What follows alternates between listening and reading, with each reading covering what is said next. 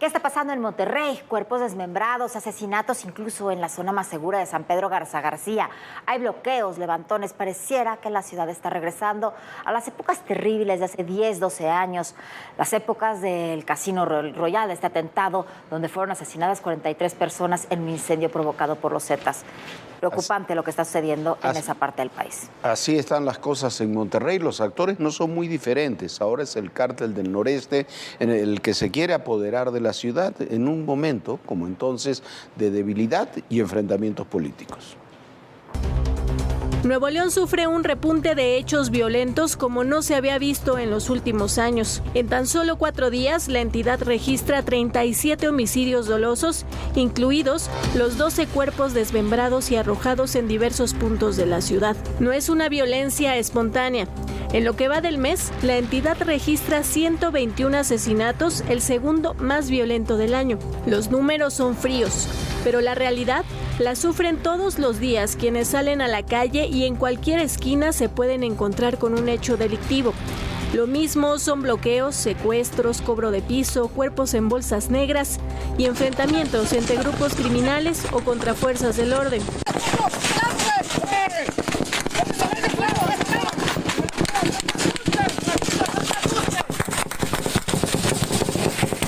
El incremento de los asesinatos de agentes de policía en Nuevo León tiene relación con la avanzada del Cártel del Noreste para ampliar su presencia más allá de Tamaulipas. Lo cierto es que desde el inicio de este año, las autoridades prendieron las alertas debido a que 4 grupos delictivos y células criminales independientes incrementaron sus acciones en el estado. Según la Secretaría de Seguridad Estatal, en los límites del estado con San Luis Potosí y Zacatecas, se mantiene una pugna entre el Cártel Jalisco Nueva Generación, el Cártel de Sinaloa, el Cártel del Golfo y el Cártel del Noreste.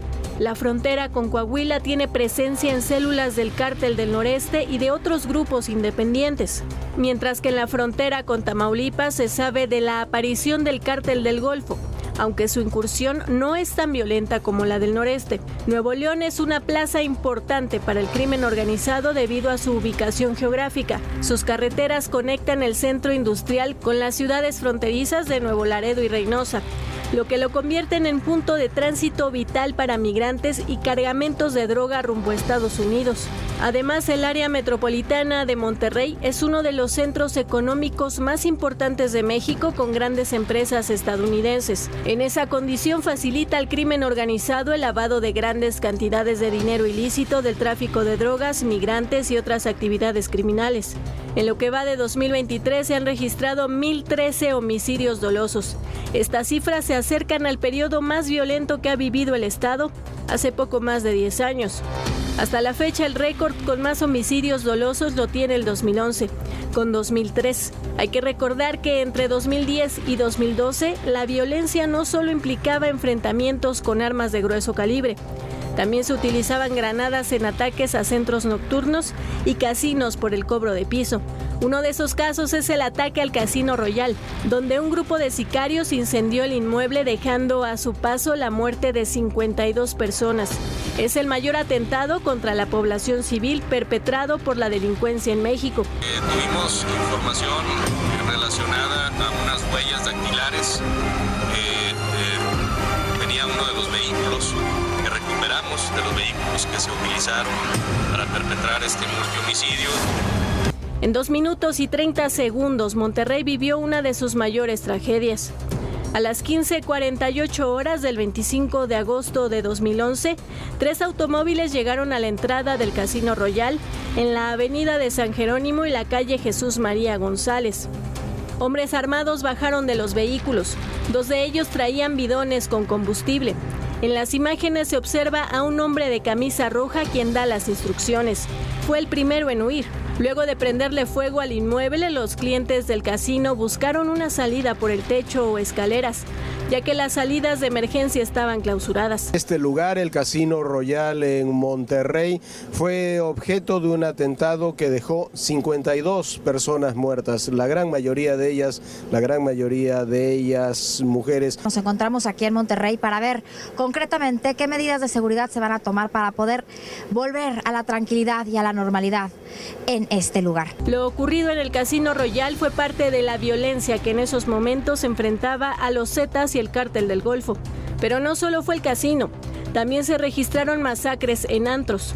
Un mes antes del Casino Royal, el bar El Sabino Gordo, en el centro de Monterrey, fue atacado por sicarios que asesinaron a por lo menos 20 personas. Estas agresiones provocaron que las autoridades de todos los niveles se coordinaran para combatir a los criminales. Todo personal fue testigo de ellos. ¿Qué es lo que estamos viendo aquí en este film?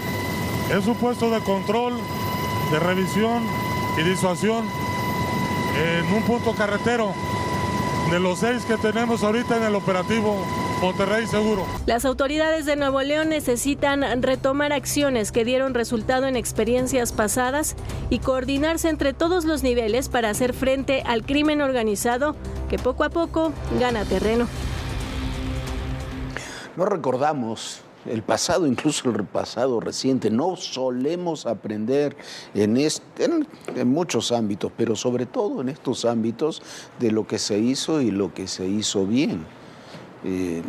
Puede haber muchas críticas y muchas diferencias con los gobiernos de hace 12 años a nivel estatal, pero se estableció una estrategia en la que participaron fuerzas de seguridad locales y federales, militares, empresarios, la sociedad civil, que logró reencauzar, vamos a decir esa palabra, reencauzar la seguridad y tener 10 años de relativa estabilidad. Pero cuando cambiaron los gobiernos, cuando llegó Jaime Rodríguez el Bronco, esa estrategia comenzó a cambiar.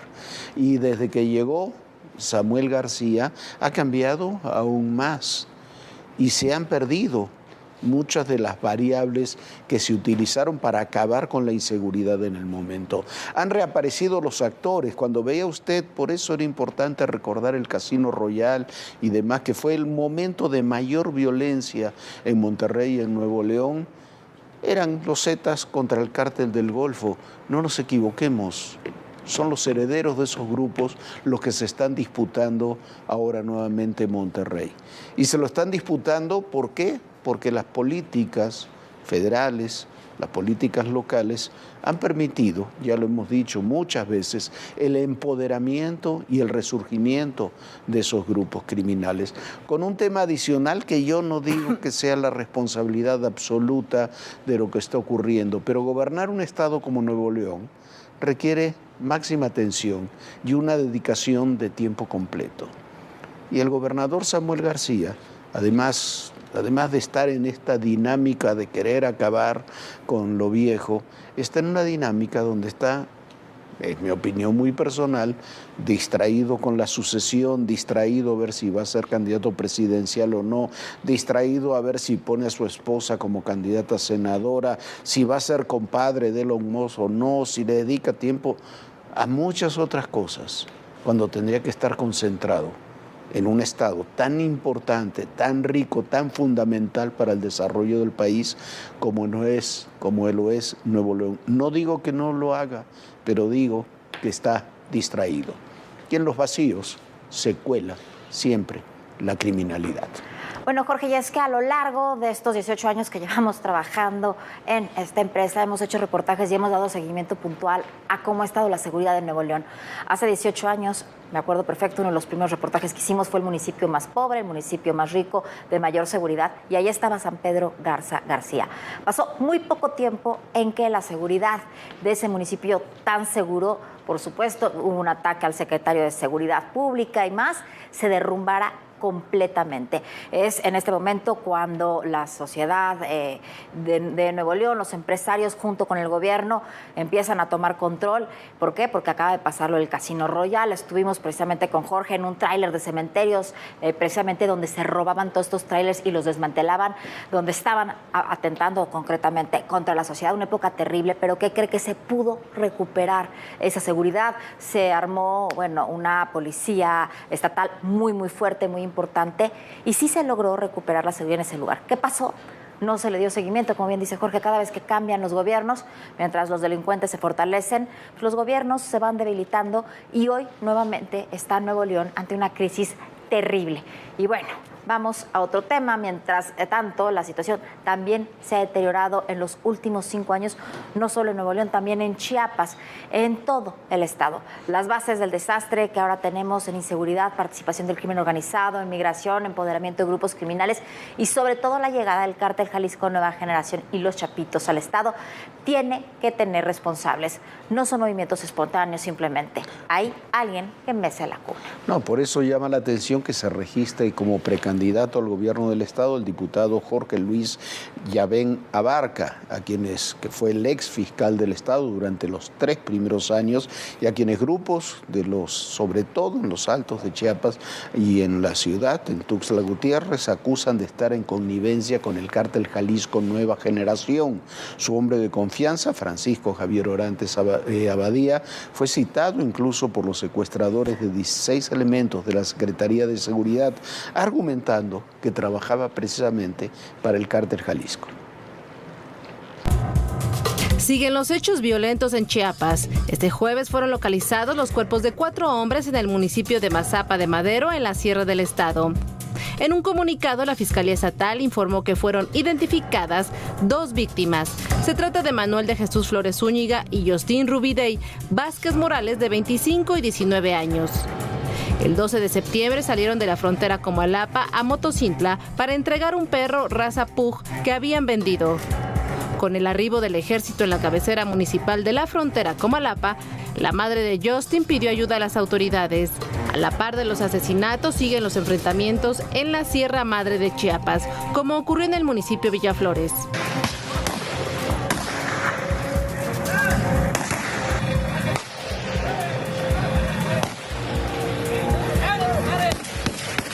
Los enfrentamientos, asesinatos, desapariciones y miles de desplazados son el día a día en Chiapas, un estado que desde 2018 ha visto cómo la violencia ha matado el control de la región.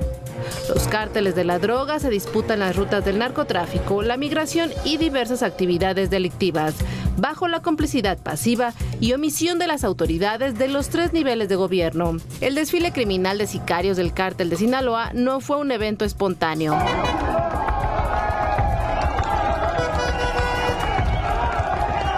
Pobladores de la región, obligados o no, le abrieron el paso a los criminales.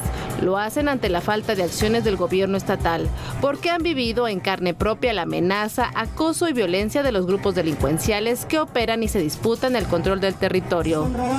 De acuerdo con los reportes, los bloqueos fueron instalados por la organización Maíz, ligada al cártel Jalisco Nueva Generación. ¡Fuera el cártel de Sinaloa! ¡Fuera! ¡Fuera el crimen organizado! ¡Fuera! A los 1.500 elementos del Ejército y de la Policía Estatal que llegaron a la Sierra de Chiapas, en la zona limítrofe con Guatemala, este jueves se sumaron otros 800. El miércoles, personal militar custodió a técnicos de la Comisión Federal de Electricidad, quienes recuperaron el servicio eléctrico en los municipios de Motocintla, El Porvenir, Siltepec, La Grandeza, Bellavista, Mazapa de Madero, Frontera Comalapa y Chicomucelo. Lo cierto es que la guerra declarada entre los cárteles Jalisco Nueva Generación y el de Sinaloa han desatado una serie de hechos violentos en varias regiones. El lunes, el agente ministerial de la Fiscalía General de la República en Chiapas, Uriel Berzain Morales, fue asesinado cerca del municipio de Cintalapa. El agente apodado El Yankee fue designado al municipio de Villaflores hace apenas 2 meses. Fue en esta localidad donde el 15 de septiembre fue asesinado Mariano Rosales Jr., hijo del alcalde del municipio. El crimen ocurrió dentro del Palacio Municipal. Pero los hechos delictivos han crecido tanto que las autoridades fueron exhibidas con el secuestro de 16 funcionarios de la Secretaría de Seguridad y Protección Ciudadana por integrantes del cártel Jalisco Nueva Generación. Se trató de una acción por la disputa con el cártel de Sinaloa. En esa ocasión se denunció que al menos 3 funcionarios estaban coludidos con el cártel. Las autoridades iniciaron una investigación, aunque no se dio a conocer resultado alguno. Lo cierto es que mientras la entidad vive una grave violencia, siguen los registros de precandidatos al gobierno del estado. Uno de ellos es Jorge Luis Yabén Abarca, del Partido Verde Ecologista, quien ha sido señalado de deficiencias en su gestión como secretario de Seguridad y luego como fiscal estatal. Esto debido a que durante su labor se incrementó la presencia criminal en la entidad.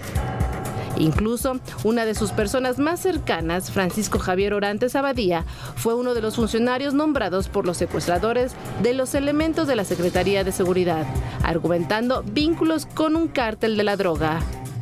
Es la radiografía de un Estado que ha perdido la brújula desde 2018 y donde el crimen organizado ha sacado provecho de la impunidad. Hay que ponerle un nombre, un rostro.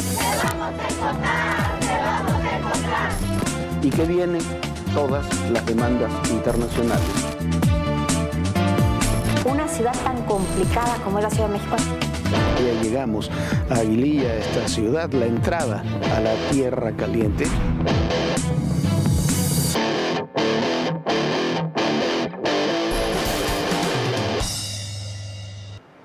Y el presidente Andrés Manuel López Obrador ha respaldado a Omar García Harfuch al decir que sí participó en las reuniones para tratar de resolver el caso de Ayotzinapa, pero no en la desaparición de los 43 normalistas. Ha pedido el presidente López Obrador públicamente no utilizar el caso con fines politiqueros, dijo, rumbo al proceso electoral del 2024. Cuando le preguntan a Alejandro Encinas que si estaba en esas reuniones o había participado Harfuch, él dijo que sí, porque es cierto, pero eso es distinto a que haya participado en la desaparición de los jóvenes. Qué bueno que el presidente López Obrador hizo esta ratificación, porque es algo que le hemos dicho muchas veces. No hay una sola prueba de eso, que por golpeteo político en este proceso extraño han insistido ciertos sectores sobre participación de García Harfuch en los hechos de la noche de Iguala.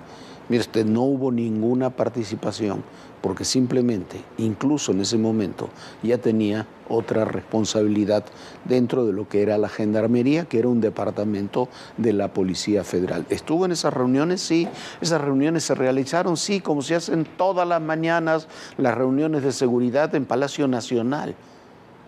Decir que porque hubo una reunión institucional de la que hay hasta videos y hay grabaciones, no significa que hubo una conspiración. Es una de las tonterías más grandes que se han realizado en esta investigación, en esta etapa de la investigación del caso Iguala. Siempre se pregunta qué pasó en la noche de Iguala. En realidad, como lo hemos demostrado durante estos 9 años y en estos días, sabemos lo que pasó desde hace por lo menos 7 años. Lo que sucede es que se usó Iguala, se quiso inventar en el caso Iguala un crimen de Estado que no era tal, porque nunca hubo elementos para sustentarlo. Esto es lo que pasó el 26 de septiembre de aquel 2014. 14 normalistas iban a Chilpancingo. Los autobuses, cuando salen de Ayotzinapa originalmente se decide que fueran a Chilpancingo. Cuando ya estaban en los autobuses, se les informa a los chavos que en realidad van a ir a Iguala. Los mueven a Iguala, que queda mucho más lejos. ¿Por qué? Nunca se ha explicado. De esos 40 jóvenes, de esos 43 jóvenes, 40 eran de primer ingreso, no tenían ninguna idea ni siquiera de qué iban, a dónde iban, qué era lo que iban a hacer. Hay 3 de ellos, sobre todo uno de ellos, que es el que da la orden y el que lleva a los chavos.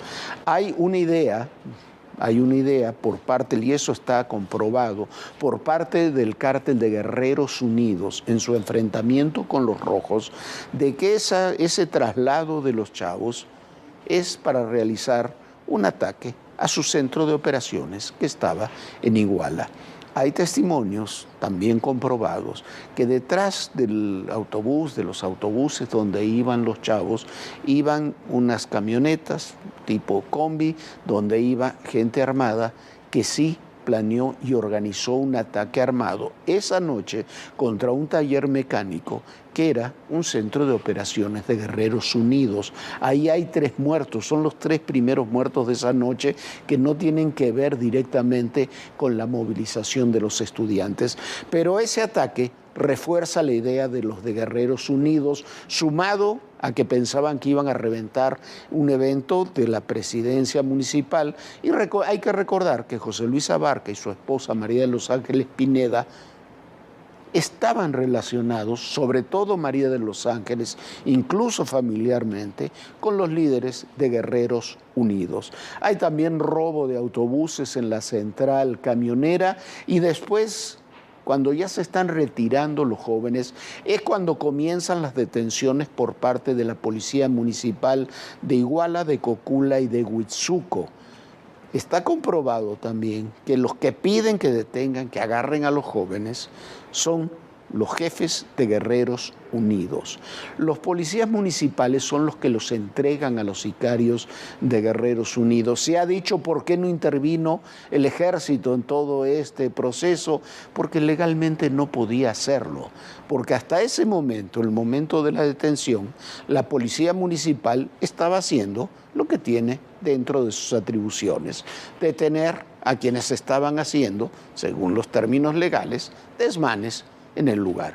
Lo que no se podía saber, porque no había elementos para eso, más que las comunicaciones entre los criminales y sus asociados, es que se los iban a entregar a los sicarios. ¿Qué es lo que sabemos del destino de los chavos? No sabemos lo que pasó con muchos de ellos. Según el estudio, los últimos peritajes que hizo la Comisión Nacional de Derechos Humanos, con las pruebas más serias cuando estaba todavía Luis Raúl González Pérez al frente de la comisión, 19 por lo menos murieron en el basurero de Cocula, entre 17 y 19. Ahí están los restos. Omar Gómez Trejo y el GIE y el grupo indisciplinario no quisieron enviar esos restos al laboratorio de Innsbruck. Nadie se puede explicar por qué. La pregunta o la respuesta es porque si los enviaban, se iba a descubrir que ahí estaban los restos de muchos de los muchachos. Lo que sí hicieron fue dejar en libertad a los sicarios y a los asesinos confesos para convertirlos en testigos protegidos, para acusar a funcionarios públicos, un procurador, otros funcionarios o a militares. ¿Por qué? Porque el responsable tenía que ser el Estado y no había elementos para explicar qué era el Estado. Las capturas de pantalla de la DEA confirman todo esto que le estamos platicando y muchos datos más. Los hemos mostrado, los hemos publicado en un libro que se llama La Noche de Iguala. Aquí en este espacio los hemos mostrado muchas veces. Finalmente, la teoría de que era el Estado no tiene sustento ni siquiera en el móvil. ¿Por qué diablos el Estado mexicano querría acabar con la vida de 43 jóvenes que no eran ningún riesgo para el propio Estado? Era un conflicto local, un crimen realizado en ese ámbito que no trascendía más allá de eso. Hoy también el presidente López Obrador dijo que se va a investigar al exfiscal Gómez Trejo, que está ahora en Estados Unidos haciendo declaraciones muy rimbombantes, acusando a todo mundo. Y a mí todo eso lo hemos dicho ya hace años, no es ninguna novedad. Decíamos que la investigación de Gómez Trejo y de Alejandro Encinas parecía la de Pablo Chapa Besanilla. El que terminó en la cárcel fue Pablo Chapa Besanilla.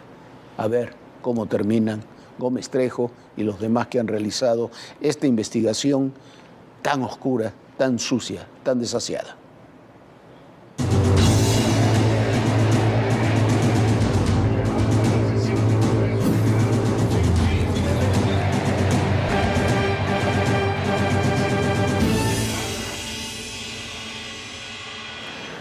Dante Delgado dio a conocer el primer criterio para quien aspira a ser candidato a la presidencia de la República en el 2024 por Movimiento Ciudadano.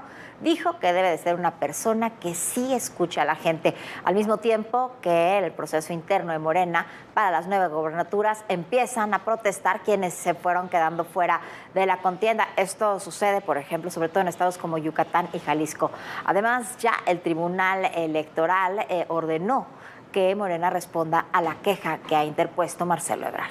Y como le decíamos, en Yucatán los finalistas son Joaquín Díaz Mena, Rocío Barrera, Verónica Camino y Jazmín Villanueva.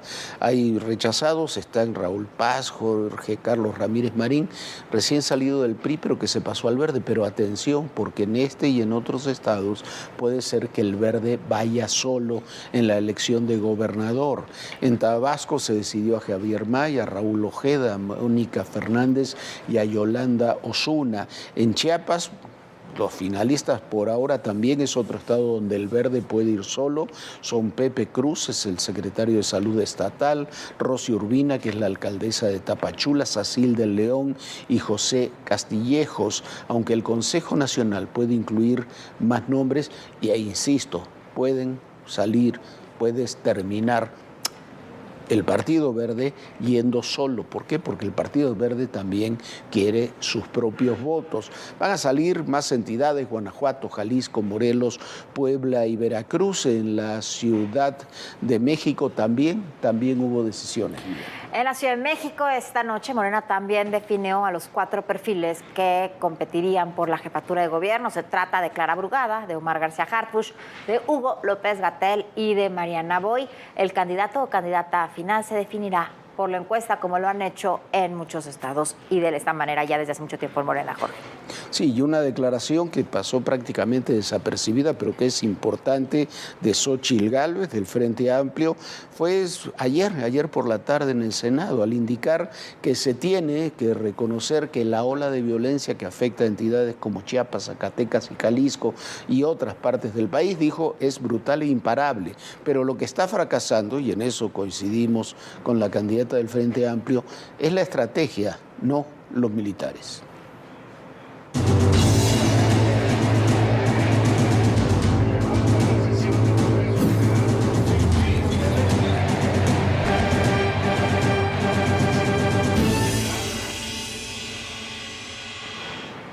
Ya se nos acabó el programa, hoy sí muchísima información, muchísimas gracias por habernos acompañado. Lo invitamos a que se una a nuestras redes sociales, ahí están todos los contenidos de Todo Personal, muchísimos reportajes a fondo de todo el caso Ayotzinapa. Si usted los quiere ver, los puede ver simplemente en ADN 40 YouTube, Todo Personal, y ahí les sale toda la información. Muchísimas gracias por habernos acompañado. Por supuesto, mañana tenemos una cita puntual a las 11 de la noche. Sueñe bonito. Bonita noche, Jorge. Bonita noche, y recuerden, el poder y en la política todo, pero absolutamente todo es personal. Gracias.